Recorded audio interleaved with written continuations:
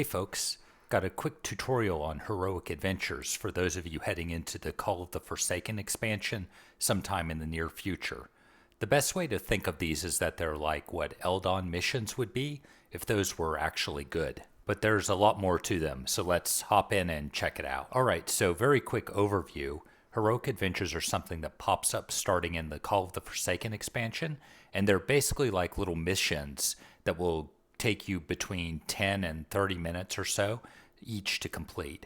They usually have around 4 steps to complete them, each of which you'll get a random option for when you start the mission. But those individual components aren't very different from each other.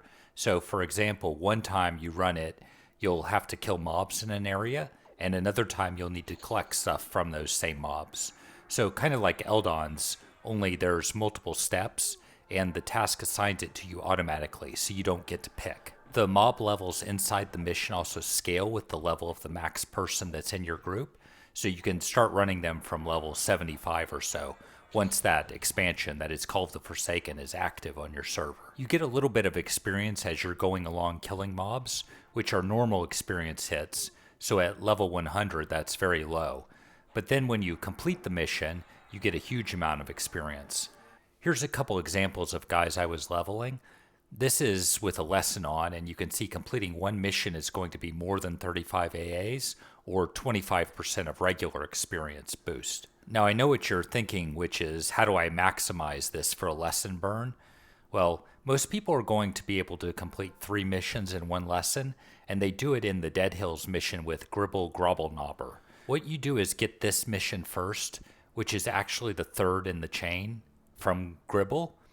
Right before you complete the mission by hailing Gribble inside at the zone start, pop your lessons. Then you quickly get out of there and run the other 2 missions. It should be pretty easy to get all 3 missions in one lesson, so that's a pretty big amount of AAs you can farm in one day. Okay, so what else is there to know about heroic adventures? Well, a few things actually. First, they're fully repeatable, but have a 2.5-hour lockout.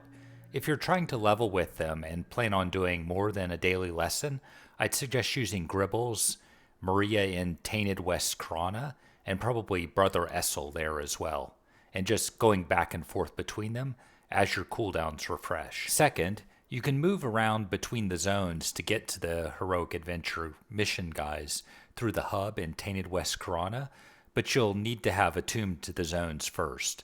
Don't use this way to get to the West Corona HAs themselves, as it's faster to go through the Guildhall port there. Third, a lot of these are part of progression in Call of the Forsaken and future expansions, so you will need to run them at least once. In the Broken Mirror, for example, you have to run 4 of the missions 6 times each in order to get to the next step in progression. Fourth, when you get to usually the next to last step in an HA, you'll get yellow text telling you that the shinies have spawned. These are just your normal collectibles. If you see everyone disperse in your group once you get that pop-up to go find these things, I'd suggest inviting cooler people into your group. At the same time, you'll get an alert if the named spawned in the zone. Unlike the shinies, it's not guaranteed to spawn every time.